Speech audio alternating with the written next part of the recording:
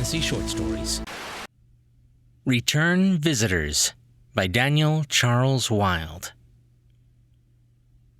When China landed the first manned spaceship on Mars, humanity was immediately contacted by aliens.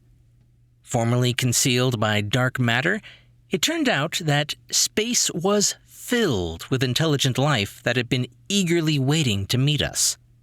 First contact was initiated through radio and television, and was in all languages.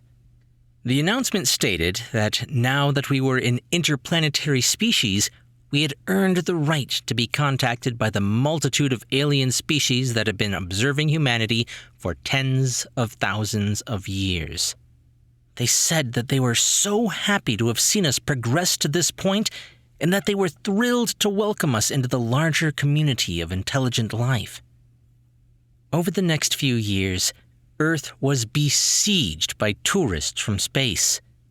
They were in hallucinatory parade of figures of all shapes and sizes, ranging from the microscopic to the towering.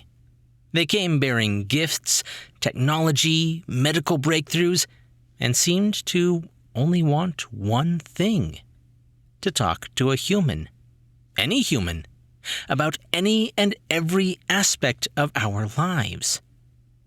Initially fearful and skeptical, our predominant feelings towards the visitors gradually gave way to one of bemused flattery.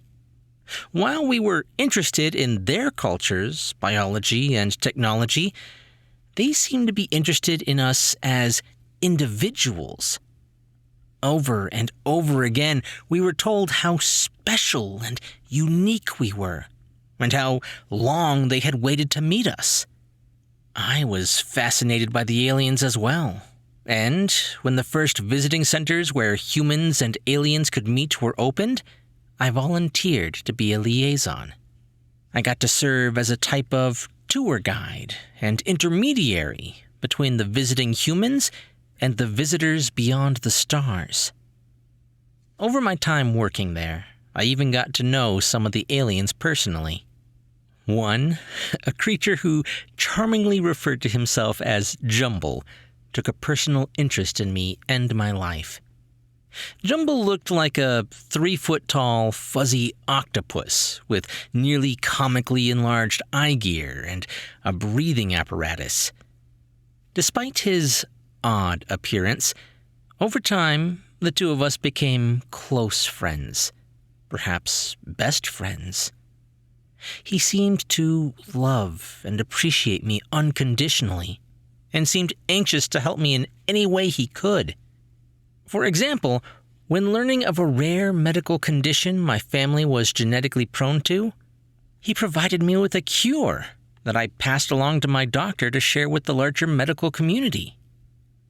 These sorts of information transfers were common. The aliens seemed eager to assist us in any way possible, but with one glaring exception. They offered us no advice on spacefaring technology. They said that was the responsibility of every species to develop on their own. Over time, this became a bone of contention. A segment of society grew angry that, while aliens were more than happy to visit Earth, they refused to open the larger universe up to us. The anger grew, and predictably exploded into violence. The visiting center I worked at was bombed and partially destroyed. I wasn't scheduled to work that day, but received the news of the attack and an urgent message. Jumble was badly hurt, wouldn't have long to live, and that he desperately wanted to see me one last time. I rushed to the visiting center.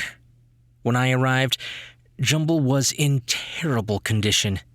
He was badly burned. Half of his limbs had been crushed, and his eye gear had been smashed, nearly blinding him. I sat beside his medical bed, crying, and held on to the tip of one of his tentacles. The texture was similar to a warm peach, and I could feel that it was trembling. He was still able to communicate, though.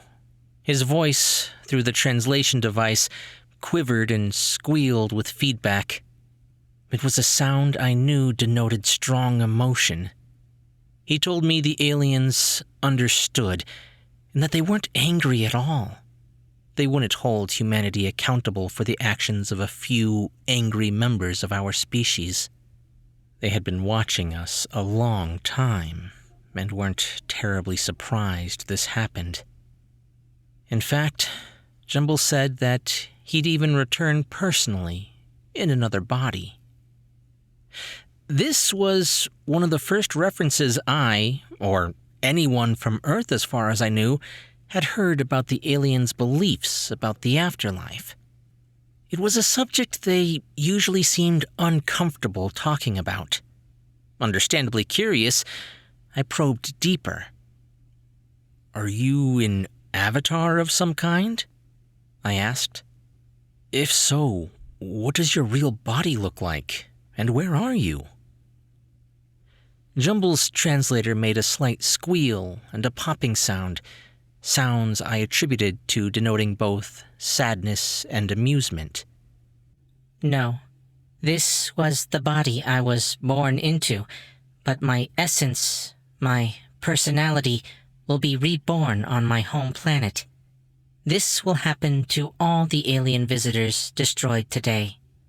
It's happened thousands of times in the past.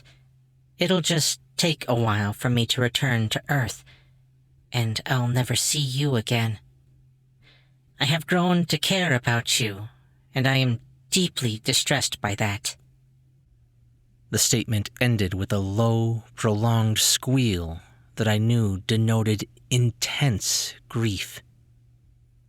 I struggled to understand what he was saying. Jumble seemed to be implying that not only would he be reincarnated, but that he'd remember his previous life and even return to Earth at some point in the future. "Jumble, you're saying that you have proof of the afterlife and reincarnation?" I said, my voice shaking with joy and emotion. "That's amazing news! That means we can see each other again. Just find me, my reincarnation, and remind me of our friendship." Jumble's tentacle squeezed my hand tightly. Through the sound of the breathing apparatus, I could hear his breathing start to hitch and fade. With the last of his strength, this is what he told me, and his words were accompanied by a low squeal from the translation device. "No, that's impossible. Humans don't survive death and aren't reborn.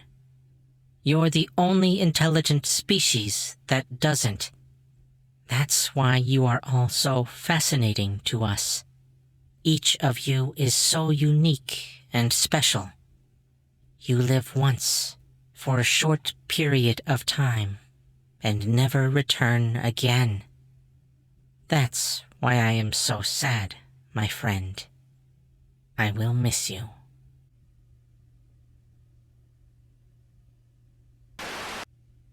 Daniel Charles Wilde, otherwise known on Reddit's writing forums as user BecauseISaidSoToo, is a longtime contributor to Tall Tale TV. The short story, Return Visitors, is one of the many wild tales included in his brand new short story collection, Stories for Imaginary Friends. If you would like to purchase the book from Amazon, listen to his other Tall Tale TV stories, or read his fiction on Reddit, please check the links in the description. Hey guys, if there is one thing Daniel Wilde is really good at, it is extremely high-concept stories with a morbid twist. Obviously not all of them, but enough to where I'm seeing a bit of a trend. If you'd like to see what I'm talking about, definitely pick up his book, and also you can listen to all of his other stories on the channel, most of which are attributed to his Reddit tag, BecauseISaidSoToo. And before you take off, if you haven't already, make sure to subscribe. I'm Chris Herron, and that's it for today's Tall Tale TV.